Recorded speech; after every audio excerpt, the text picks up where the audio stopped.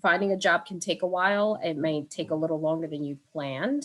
And already talked about interning and temping.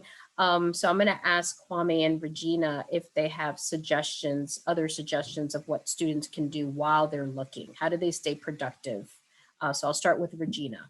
Yeah, I'm going to plug LinkedIn again, as we keep doing, but LinkedIn, Coursera, these courses where you can do online learning, it's always a good time to sharpen your skills and be able to add some additional marketable skills to your resume or just to your conversation. When you do get the interview and start talking, if you haven't done it, it's nice to be able to say you've taken some courses in it, even things that you have already started doing. Like, this is a good time to, brush up on your pivot tables and formulas or something like that. If you haven't been working in it, oftentimes, like when you first graduate, you stop making PowerPoints as often, and maybe you don't, make spreadsheets just for in your spare time. So it's a good time to just brush up on your skills whenever you have downtime, and also a good time to start networking and looking at who you know. There's still, I heard there's even fewer degrees than 6 degrees of separation now. So somebody knows somebody you probably want to know.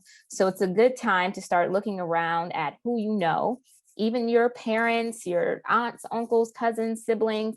Who do they know? Who are their friends' parents, and all of this other stuff? And how can you start to network and build the capacity and skill of networking, because it can be a little awkward. And so practicing, doing some mock interviews with folks, it's always a good time, so that when you do first have this conversation with people, it's not your first at bat and you're a little bit more poised and professional and prepared to do it.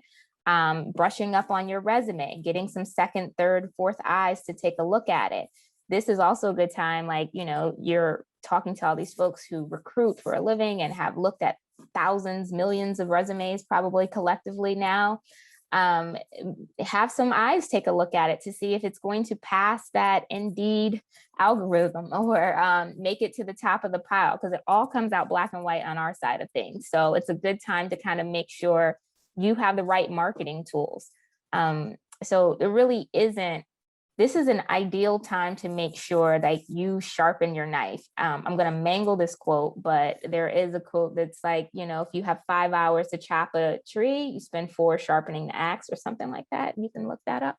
But this is a good time to kind of sharpen your axe. And talking about finding other things you can do in the meantime, right? Looking at, interning more, or taking that temp job that's not quite what you want to do ultimately, but has components that prepare you for it. The title may not be what you had in mind, but once you get in, you'll start realizing some of the tasks that you're doing, some of the projects you get a chance to be a part of, will actually prepare you for the job that you want. I can't tell you how many times I've interviewed for a job that has nothing to do with my resume, but I get an interview because I'm able to highlight things that I've done that I know connect to the job that I want, right? And so if you take the time to look at my resume, you see, okay, he has never been a project manager, but he had this title, and under that, he got a chance to do this, that, and that project, and this, that, and that capacity.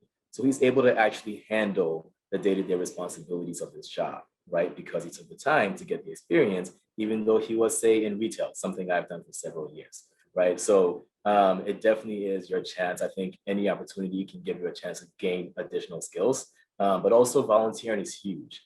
It gives you a really good chance to sharpen skills that really come for free. You're giving your time to an organization that could use it, and you're bringing your skills to it. But at the same time, the opportunities to sharpen your skills are there, right? Like Regina was saying, we don't do spreadsheets for fun. None of us do that at home, right?